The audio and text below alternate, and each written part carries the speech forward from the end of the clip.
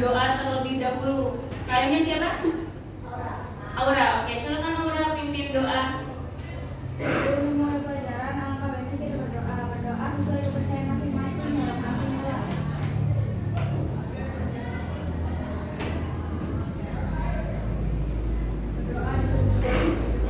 Ya, semoga dengan awalan doa menjadikan pembelajaran hari ini kalian paham dan mengerti ya tentang apa yang akan Ibu sampaikan materi hari ini. Nah, kemudian siapa yang tidak hadir hari ini? Ada Irma, kemudian Inta, kemudian sebentar. Kalau Irma kenapa? Sakit. Kemudian tadi Irma, Inta kenapa?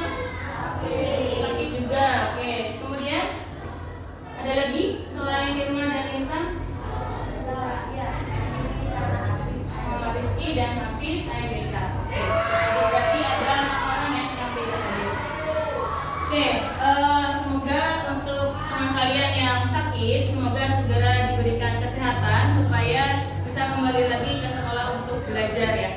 Nah, sekarang sebelum Ibu sampaikan tentang materi hari ini, yakni adalah masuknya Hindu Buddha di Indonesia. Kemarin sudah Ibu berikan materi tentang perdagangan awal Nusantara, ya kan? Nah, itu ada kaitannya dengan penyebaran agama Hindu Buddha di Indonesia. Ada beberapa pertanyaan yang Ibu ingin tanyakan kepada kalian. Langsung dijawab aja ya nantinya. Pernahkah kalian melihat bangunan kuno seperti ini, seperti candi? Pernah nggak? Nah, di mana candi itu ada? Kemudian di Jogja. Kalau di Jogja ada candi apa? Borobudur, Prambanan, ya kan? Nah, itu adalah sebuah candi. Berarti kalian tahu ya bangunan candi ini. Kalian pernah melihatnya. Kemudian, apakah kalian pernah mendengar tentang kisah dari Ramayana dan Mahabharata? Pernah nggak? Pernah kalian mendengar cerita Ramayana dan Mahabharata? Cung yang belum pernah barangkali kalian nggak tahu cerita Ramayana Mahabharata satu orang, ada lagi yang belum tahu 2 orang, 3 orang. Oh, ternyata ada banyak yang tidak tahu cerita dari Ramayana dan Mahabharata. Yang tahu salah satu tokoh dari cerita Ramayana dan Mahabharata ada siapa di sana?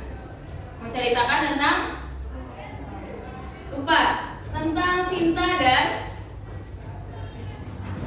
Sinta dengan pasangannya namanya adalah Rama dan Sinta. Kalau di negara lainnya itu adalah Romeo dan Juliet, sepasang kekasih seperti itu.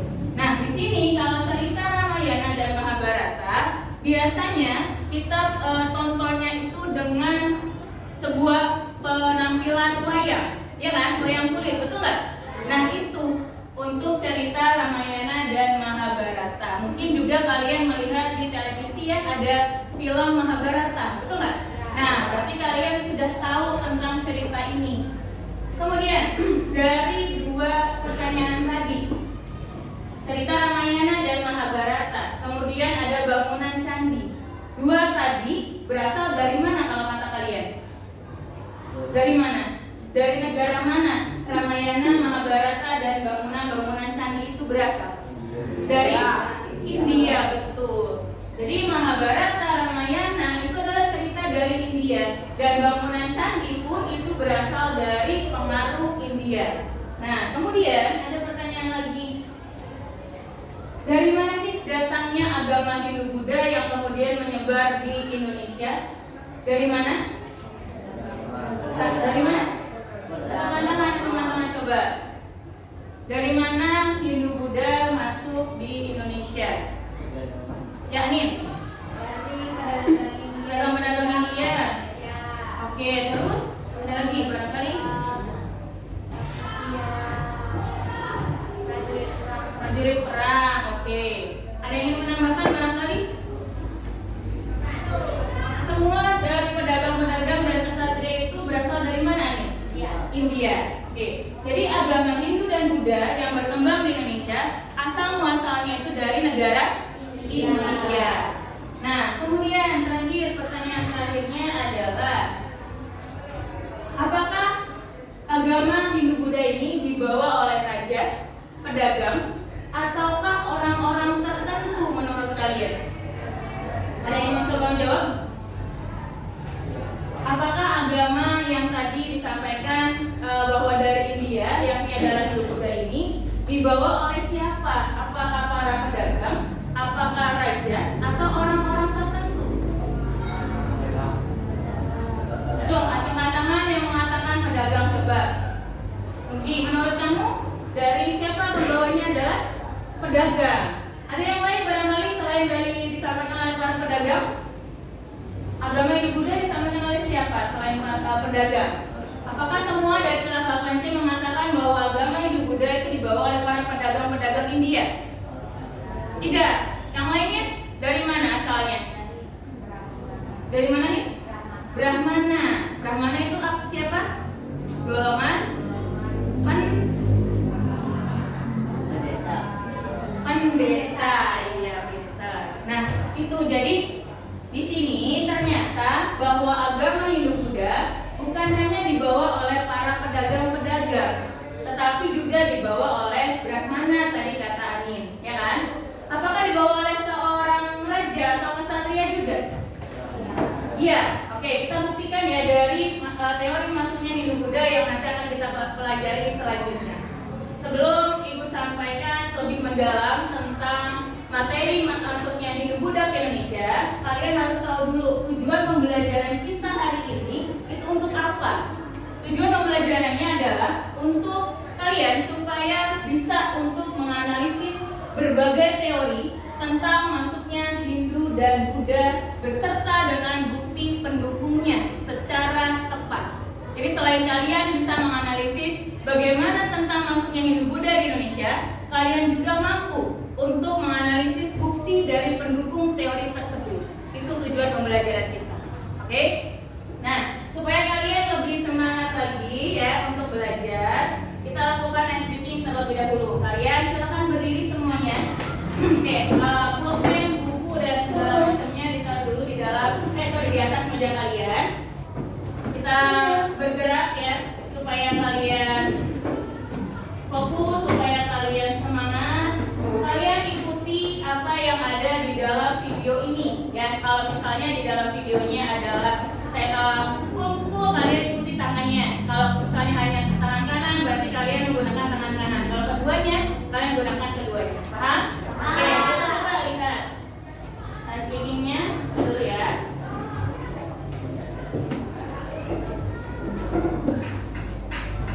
Halo. Sudah siap Pak Panci? Siap. Oke.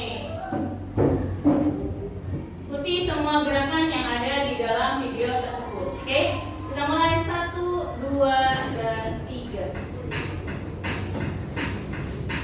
Jom.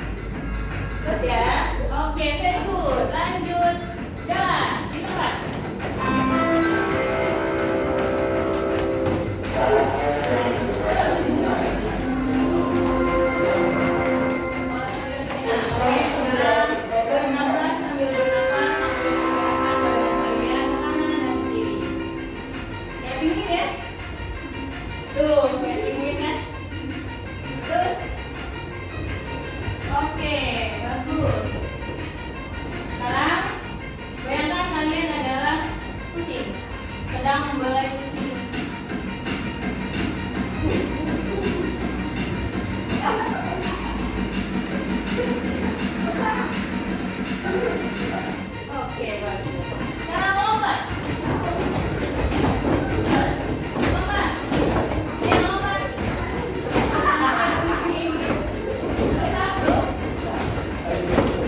Sampai akhirnya melihat kegaduhan di bumi ternyata gampang meledak berkat dari kelompokan kalian. Oke, sudah merasa semangat, sudah relax, silahkan duduk kembali.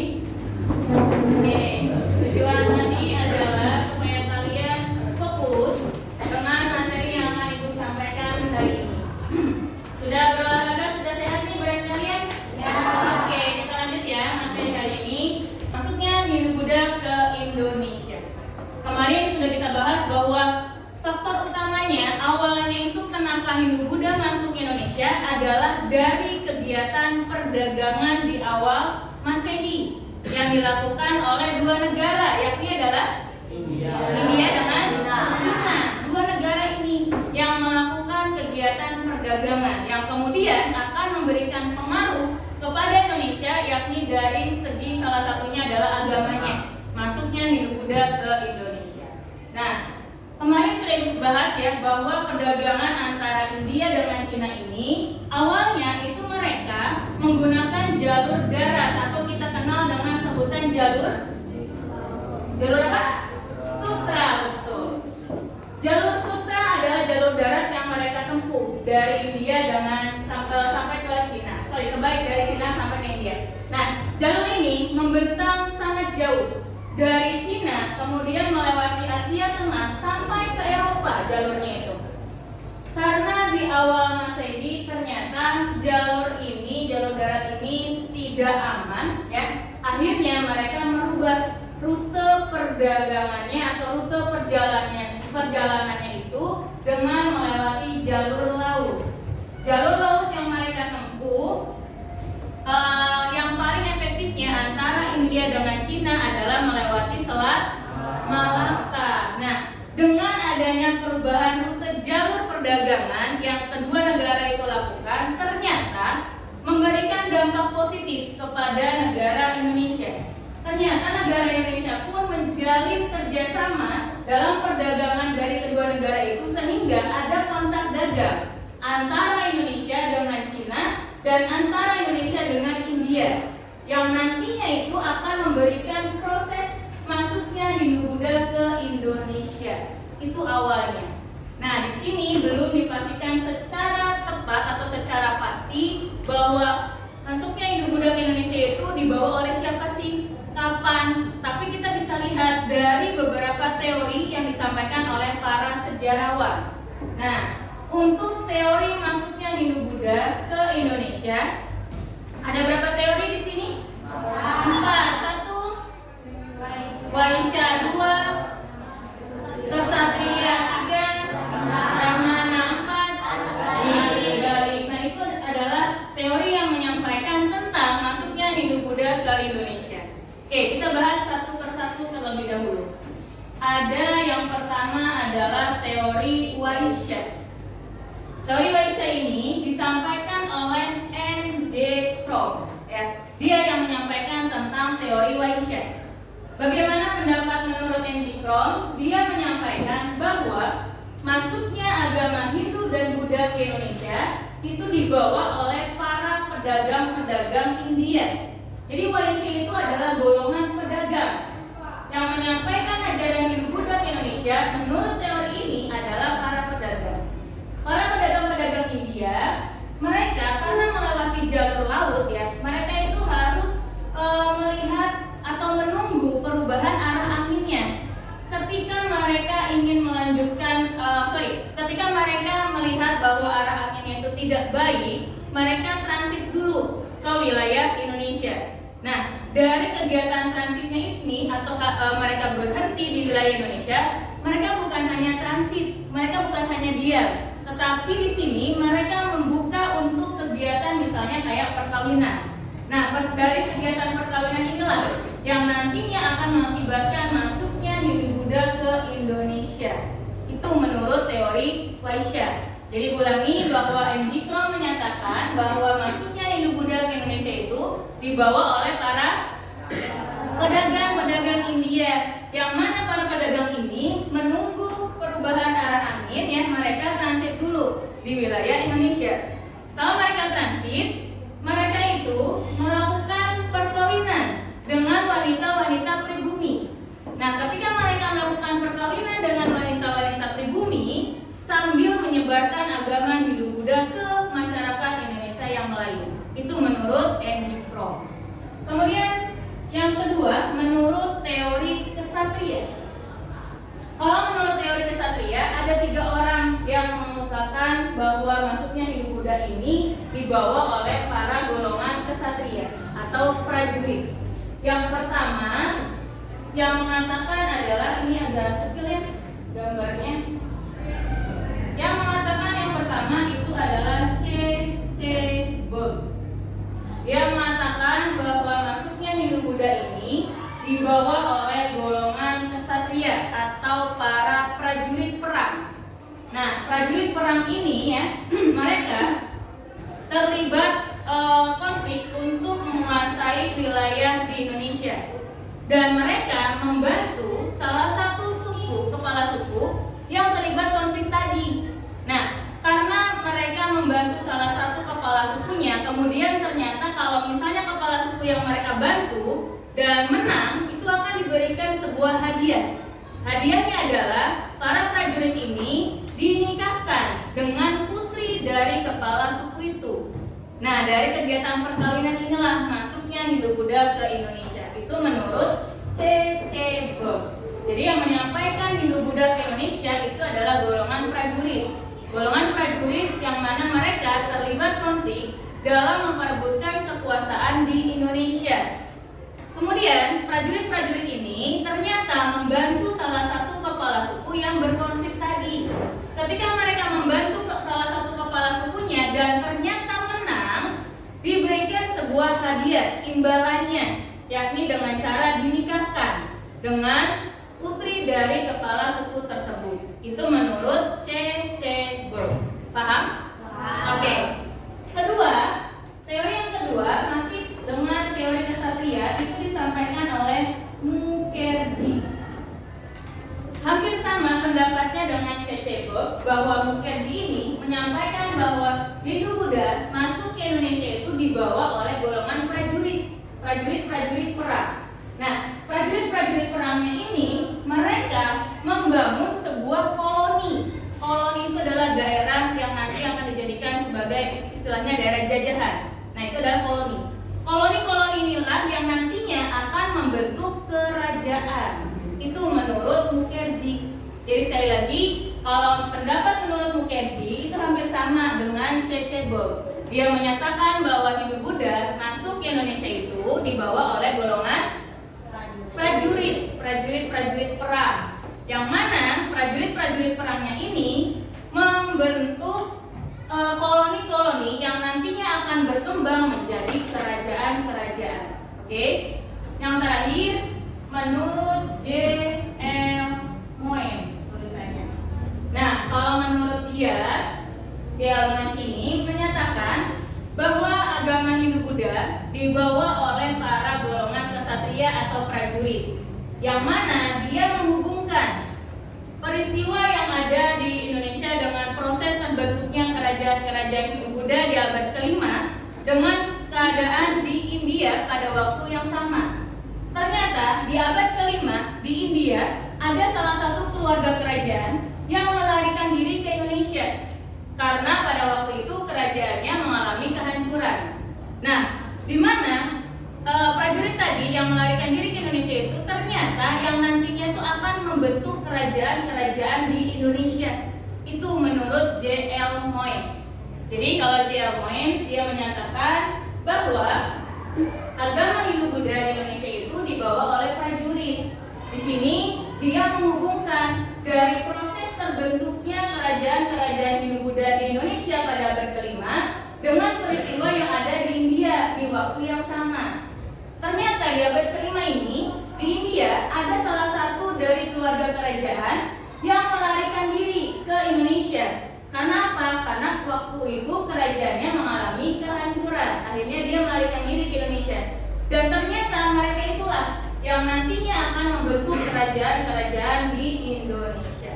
Itu menurut 3 teori dari teori kesatria. Ada yang pertama menurut tadi 3 teori kesatria disampaikan oleh tokohnya satu M.G. Crom.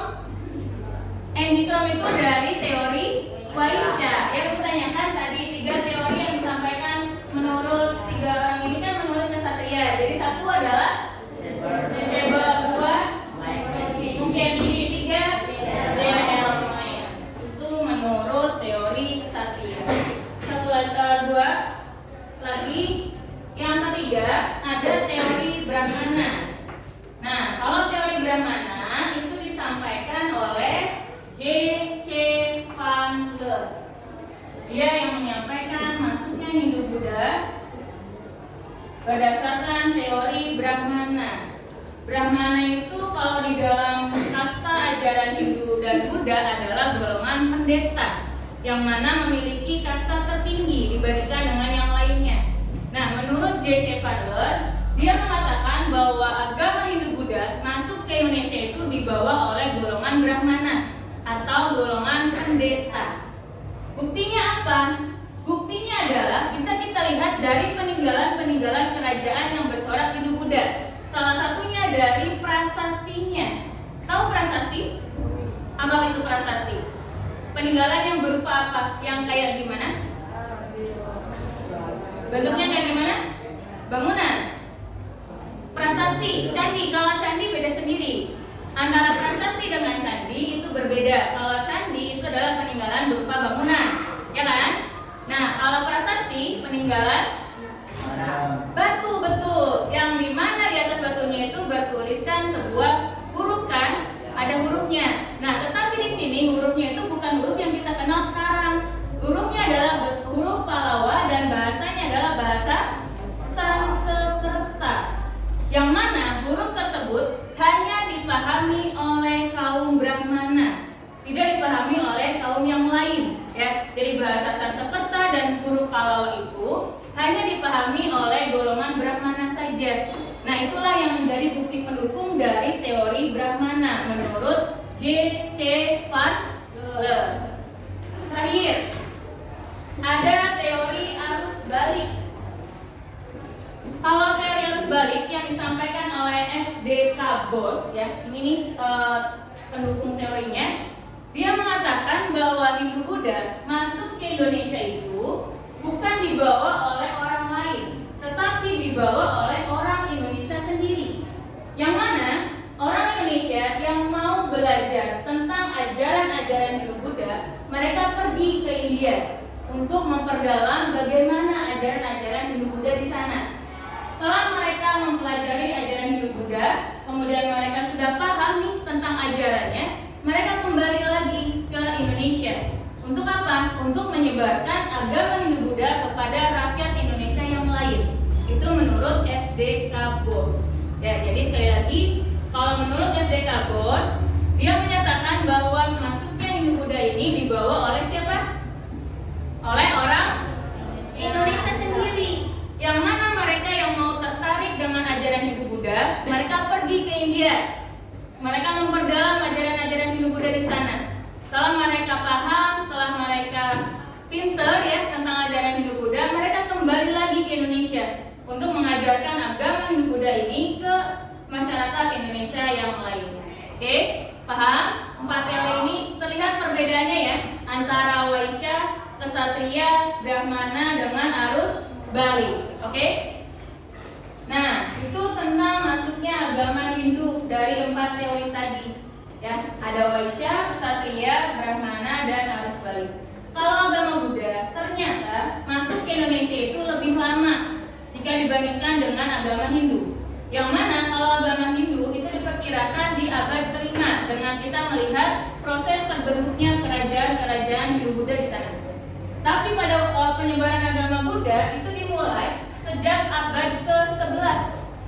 Abad ke-11 Masehi itu baru mulai penyebaran agama Buddha. Nah, agak sedikit berbeda dengan agama Hindu tadi. Kalau agama Buddha, mereka mengenal sebuah misi penyiaran agama kalau di dalam agama Buddha yang dikenal dengan Dharma Duta. Nah, jadi Dharma Duta itu adalah misi dari penyiaran agama Buddha. Dharma sendiri itu artinya adalah ajaran agama Buddha.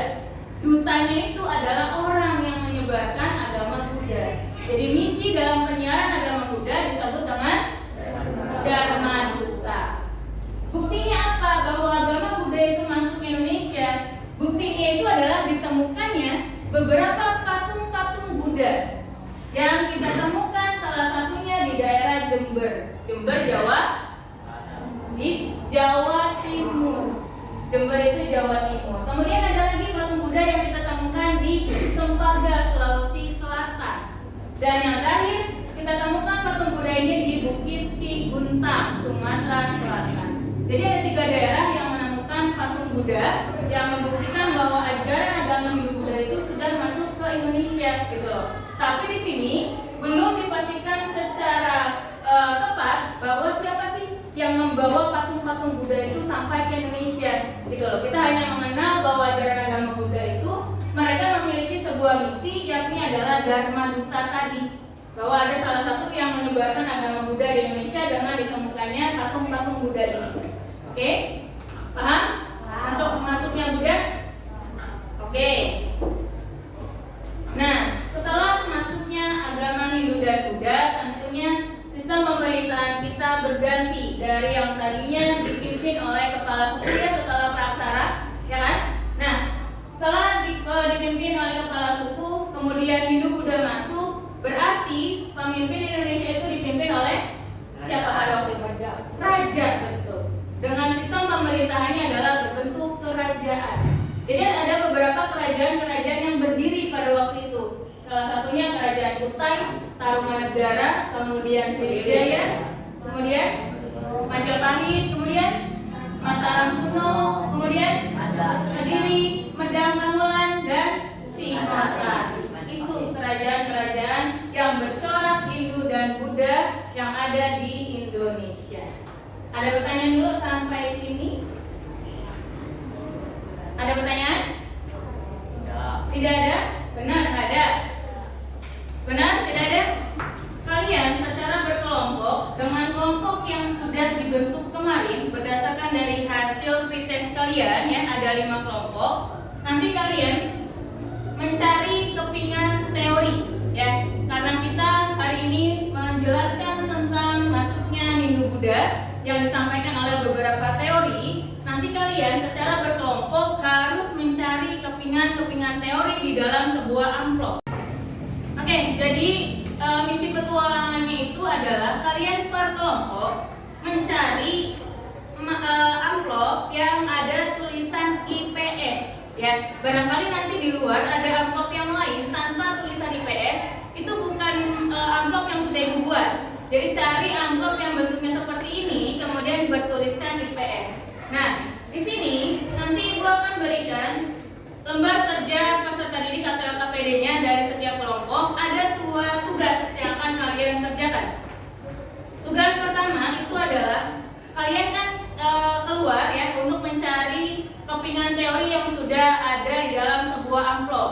Nah, nanti dari kepingan teori itu kalian disusun teori-teorinya. Nah, di sini ada 4 kotak, ada nama teori, ada tokoh pendukung, ada pokok pikiran, dan bukti pendukungnya.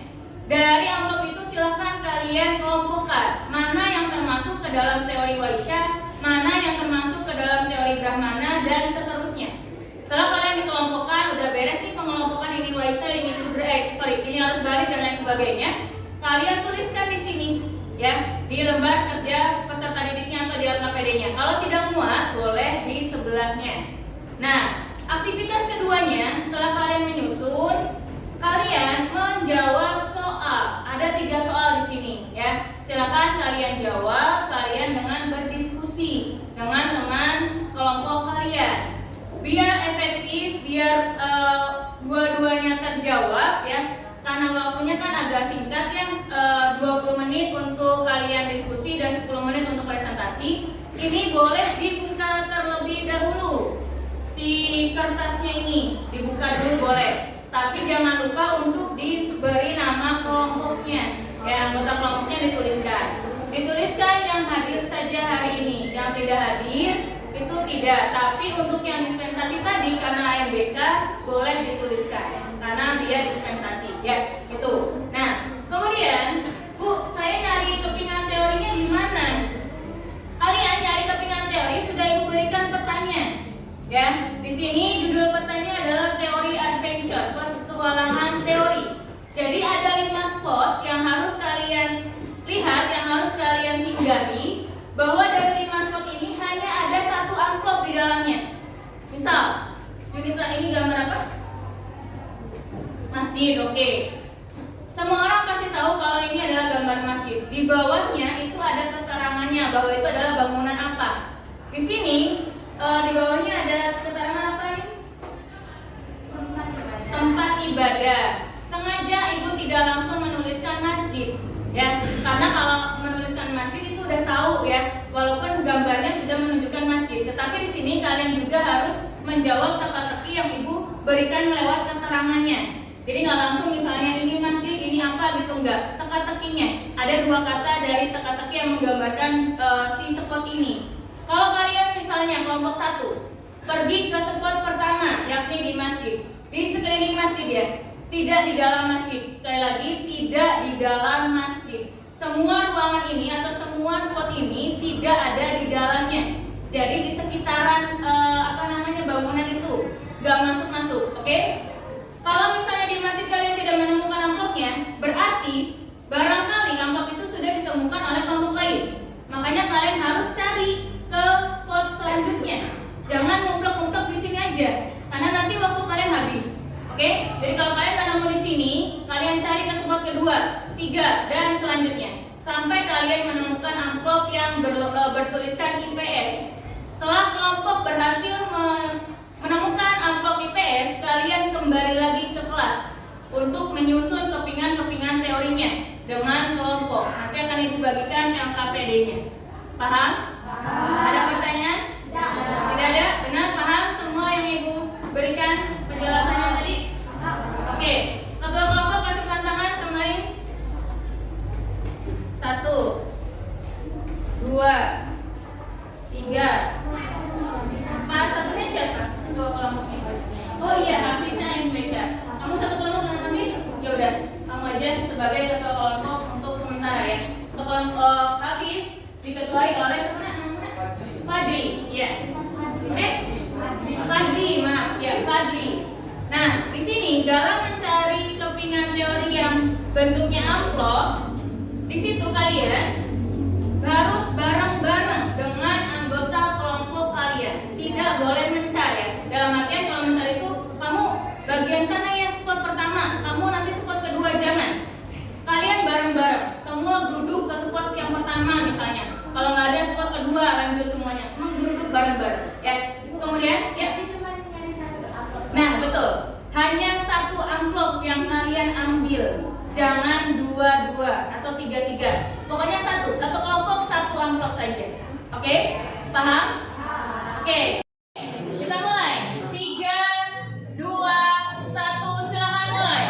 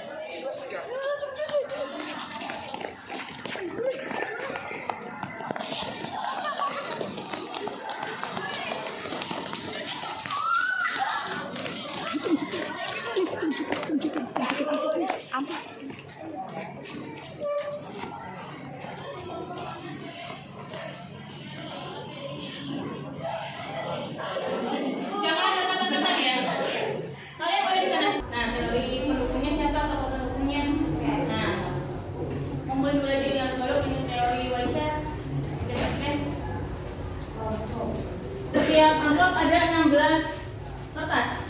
Insya Allah aman, tidak lebih dan tidak kurang. Jangan lupa beri nama kelompok.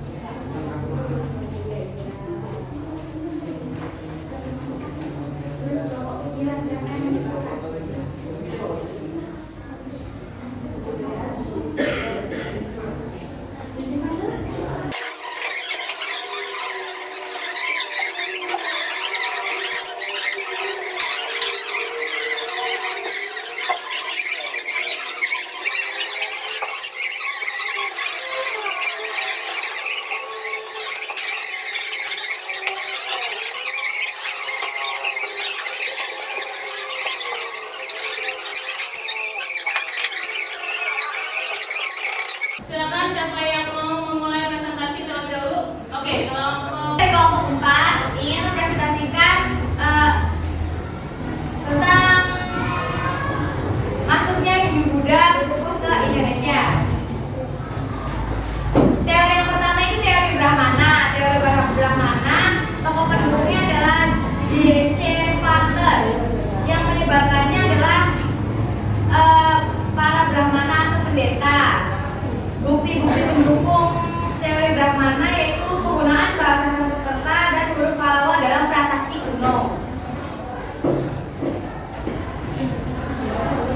Teori Aristoteles, tokoh pendukung dan pendeta, tokoh pikiran. Mau tahu siapa yang menyebarkan bangsa Indonesia sebagai bukti-bukti prasasti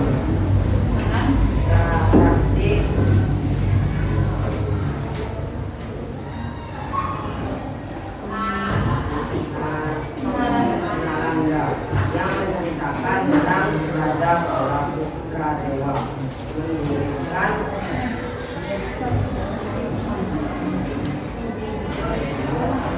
sama untuk Raja Indonesia di Indonesia.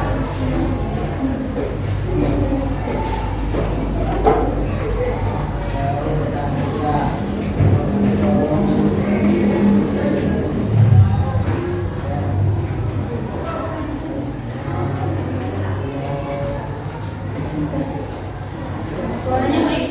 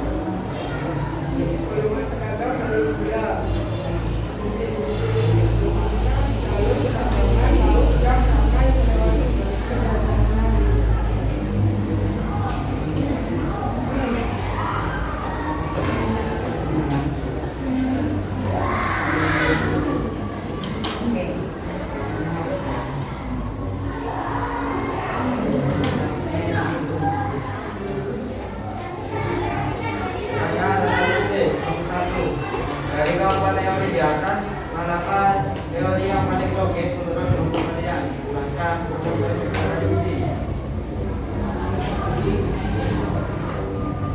Teori yang sebalik, karena terbukti bahwa ditemukan prasasti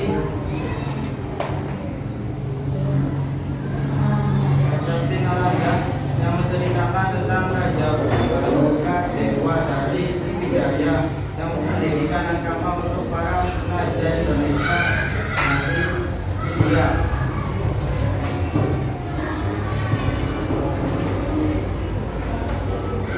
Kedua, mengapa penting untuk mempelajari sebagai teori ini bukan sebagai satu teori saja yang memahami sejarah Hindu Buddha. Jawabannya agar memperluas wawasan kita melihat kelebihan dan kekurangan teori.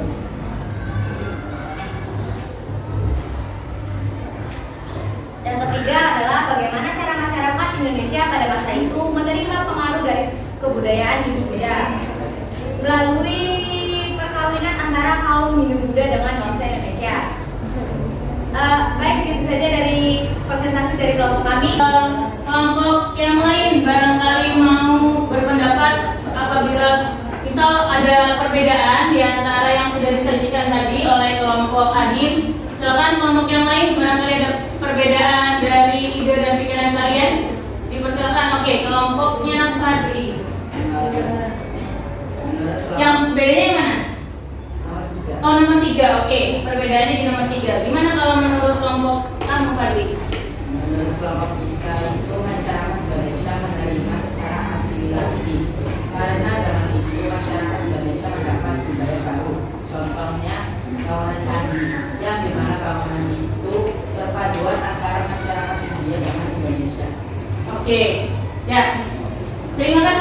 untuk kelompok Fadli, beri tepuk tangan dulu dong untuk kelompok Fadli yang sudah berani.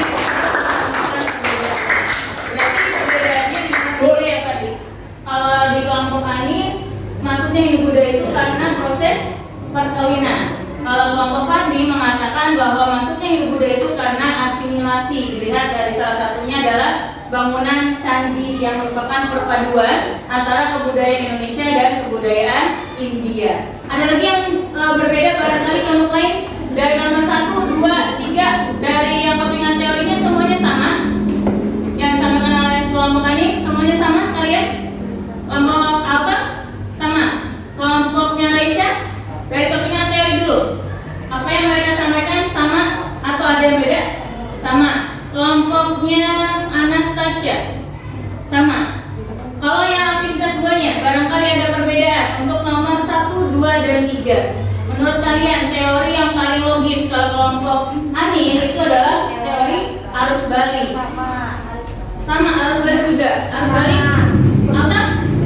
Nah, kesatria nih ada yang beda. Kenapa kok kamu memilih teori kesatria, Alta? Karena banyaknya kerajaan Indonesia berjalan. Oh, oke. Oke, terima kasih untuk kelompok Alta. Beri tepuk tangan dong. Oke. Jadi perbedaannya dari kelompok Anin dan kelompok Alta. Kalau dari kelompok Anin, teori yang paling logisnya itu adalah dari teori arus balik dengan buktinya adalah prasasti Nalanda. Ya.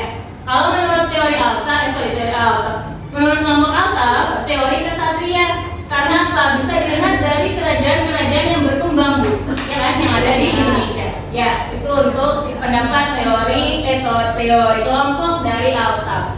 Ada lagi barangkali yang beda untuk teori? Sama, arus balik kesatria. Ini kelompoknya Fadli, teori apa? Yang menurut kalian paling logis? Teori? Oke, beda lagi ternyata. Teori Weisha. Jadi kita boleh. Kenapa kalau menurut kalian teori Weisha yang paling logis?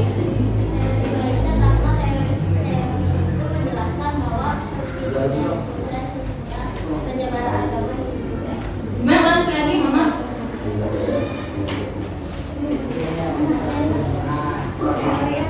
Teori Waisya karena teori itu berdasarkan kelompok perbedaan sehingga penyebaran agama Hindu Buddha itu dari sana.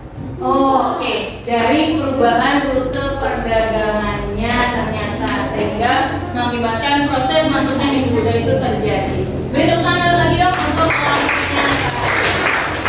Oke, ada yang ingin berpendapat kembali atau sudah cukup dengan presentasi dari yang disampaikan oleh Anin? Cukup? Oke, silakan Mama Karin boleh ditutup. Ya, terima kasih atas perhatiannya.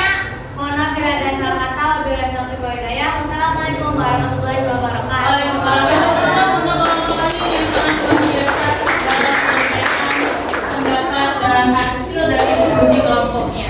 Oke, sekarang kalau kalian melakukan presentasi ya, silakan kalian kembali duduknya menghadap ke depan. Ibu akan memberikan soal, hanya 5 soal yang harus kalian kerjakan terkait dari materi yang sudah kita bahas tadi di awal tentang masuknya Hindu Buddha ke Indonesia. Kerjakan masing-masing, tidak perlu mencontek ya. Kalian mengerjakan secara individual.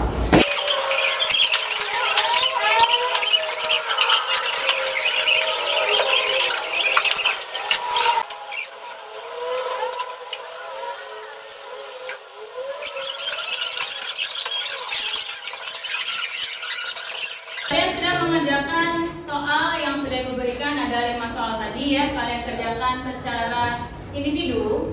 Sekarang sebelum Ibu tutup pembelajaran hari ini, Ibu mau nanya bagaimana perasaan kalian setelah kalian mengikuti pembelajaran hari ini? Oke, angkat tangan dong, angkat tangan dong. Oke, angkat dulu, boleh. Angkat, silakan. Gimana perasaan kamu setelah ikut pelajaran hari ini? Perasaan saya senang karena dari pelajaran ini kita mendapatkan ilmu. Oke, dapat banyak ilmu. Kenapa bisa senang, Alta? Karena ya apa tuh selalu bersama dengan teman. Oh, bersama dengan teman kamu suka diskusi. Iya. Oke, terima kasih Altan. Beri tepuk tangan dong. Oke, Amin. Pertanyaannya gimana perasaanmu setelah mempelajari materi hari ini? Perasaan saya sangat bahagia karena dalam pelajaran liburan itu seru banget. Seru banget. Iya, banyak game-gamenya. Oh, banyak Jadi game-gamenya. nggak bikin bosan. Oke, saja nih. Iya, Ibu. Oke, terima kasih buat teman-teman. Dari kelas 8C selain Altam dan Anin, barangkali ingin menambahkan bagaimana perasaan kalian setelah menyelesaikan pembelajaran hari ini? Ada yang merasa takut dengan pelajaran Ibu? Tidak. Ada yang merasa bosan dengan pelajaran Ibu atau menegangkan barangkali? Tidak. Semuanya gimana perasaannya? Oke, happy. Ya, alhamdulillah kalau pelajaran hari ini bisa membuat kalian senang. Jadi intinya bahwa teori masuknya agama Hindu dan Buddha menurut teori Vaishya disampaikan oleh pedagang. Kalau menurut teori Brahmana disampaikan oleh pendeta. Teori kesatria disampaikan oleh para prajurit. Kalau harus balik oleh orang Indonesia sendiri. Oke, sebelum kita akhiri pembelajaran hari ini, kita tutup dengan doa supaya yang kalian dapatkan hari ini bisa bermanfaat. Oke, silakan tadi siapa lainnya? Siapa? Oh iya, ya. Nah, silakan pimpin doanya. Setelah selesai pembelajaran, silakan. Setelah selesai pembelajaran, alangkah baiknya kita tutup dengan doa.